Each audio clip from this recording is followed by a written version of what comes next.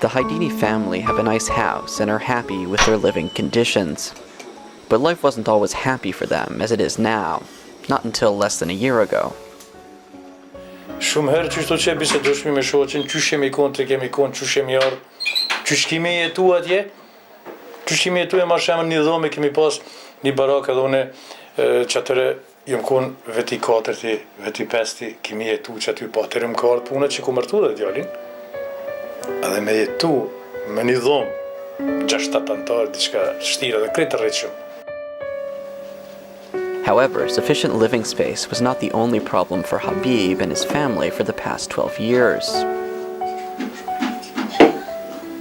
Kemi pas shumë shtirë kushtet, në basë sebeb që aty ku kemi pas në kampin, për balë kampit qështu që kemi pas bretorinat e trepqes që të në gjujt. Edhe atëre mas një kohë, thmija tonë që ka nisë mu helmu për plumit. Kur frike era, a i pluni, e aty në betorinave, krejt të gjujke vike në kamp, edhe normal, ajo sikur metale që ka konë plum, edhe krejt thmija tonë jo konë të helmum, kemi pas edhe analizat që kemi pas të helmum për plumit. The Osta Road and Sesmin Lug camps, located in the northern part of Mitrovica, were inhabited by around 200 families of Roma, Ashkali, and Egyptian community. Se cili, personi cili është këthy prej kampeve veriore ka pas nivelin mbi vlerat e lejume me standardet dhe protokollet e nivelit të lejume të plumbit në gjak.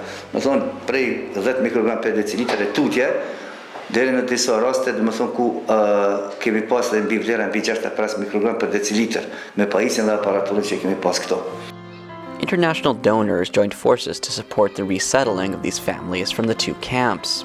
Not only resettling, but supporting with whatever they could to have a true impact in their lives. The biggest supporter in this action was the European Union. Through the EU funding, most of the families living previously on camps moved into these newly built houses in the southern part of Mitrovica. The non-governmental organization Mercy Corps is the implementer of this project. Mercy Corps got involved in 2008, first working with USAID in a program called Restart, and then subsequently funded by and supported by the European Union in resettling 120 families. The families would not have been moved. I mean, under the USAID project, we were able to move 50 families, but it was the EU project that got the rest of the families moved into Roma Mahalla. Funding was not the only challenge. Project implementers encountered other problems on the way. It was a long process that took convincing of people. At first, nobody wanted to move south because they had fear of that problem that occurred in 1999.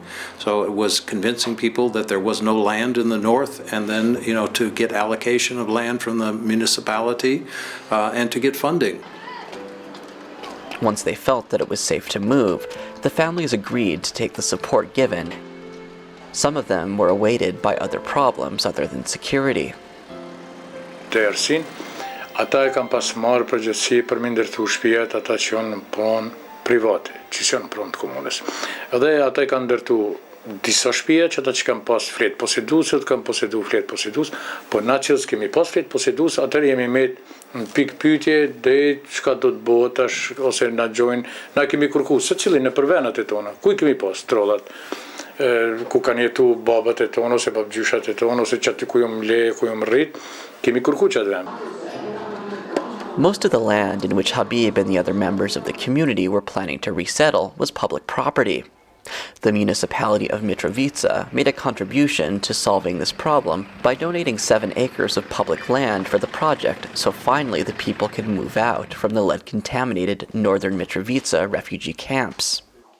Këto njodhat e zeza të Kosovës ka pas një ditë të vjen edhe fund të tyne, edhe ashtu që bashkarisht me komisioneve privan, Mercy Corps si edhe komuna, një marrëveshje 3 pashe kanë bërë, ashtu që është ndërtu në tokën e komunës, ku është aloku, që si thash më parë, 7 hektar tokë, këto bashkësia e komunitetit raje. Over a decade in lead-contaminated camps has had its toll for the families living in them.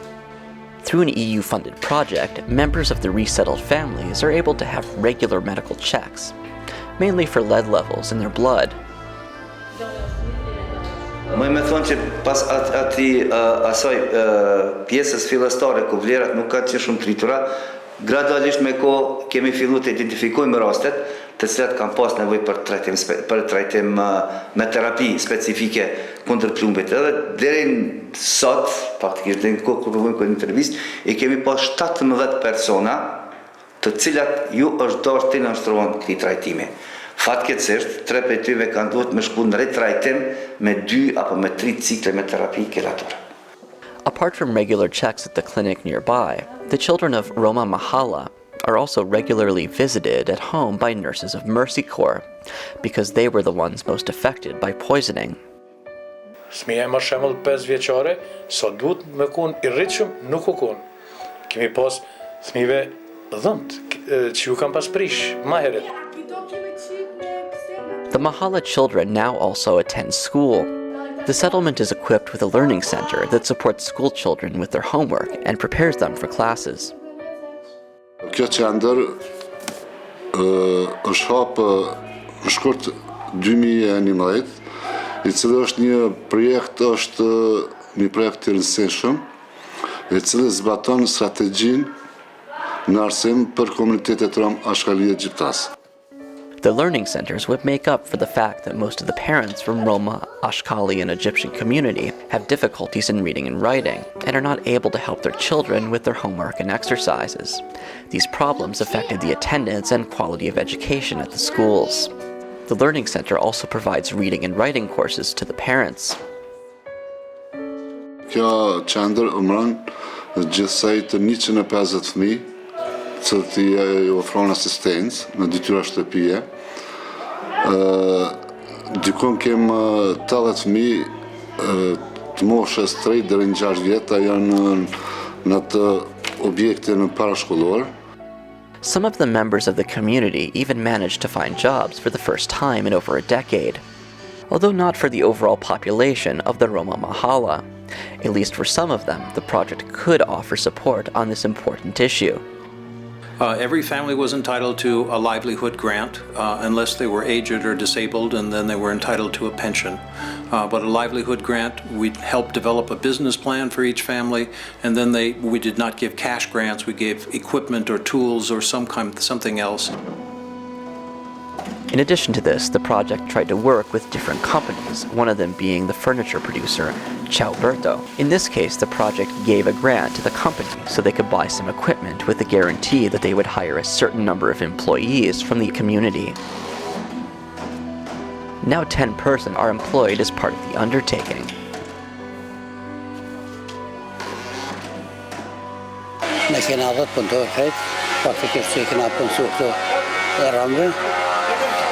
Në vanë me kushtet, vëllës me kushtet mira macinat, tash kena fillu punën mirë për shkan, për puna në rregull.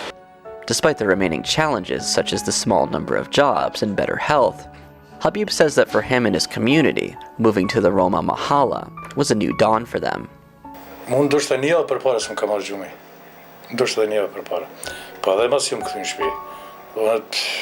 Ashtu më thonë që nështë që tu që ma shumë kom neja, se më doke diqysh, jo që di, se normal, në dhe përpare kom pas shpina dhe në kom pas qenë edhe jashtë, kom pas pënu pak jashtë para konfliktit, që të para 99-ës kom qenë edhe në Itali, unë e di qëka është jeta. Besa dhe të na dhe populata e unë shumë që e di qëka është jetë e bukur, jetë e mirë. Pra, mas 10 viteve, është diqysh si kurëm një femi kur t'lind për zdët.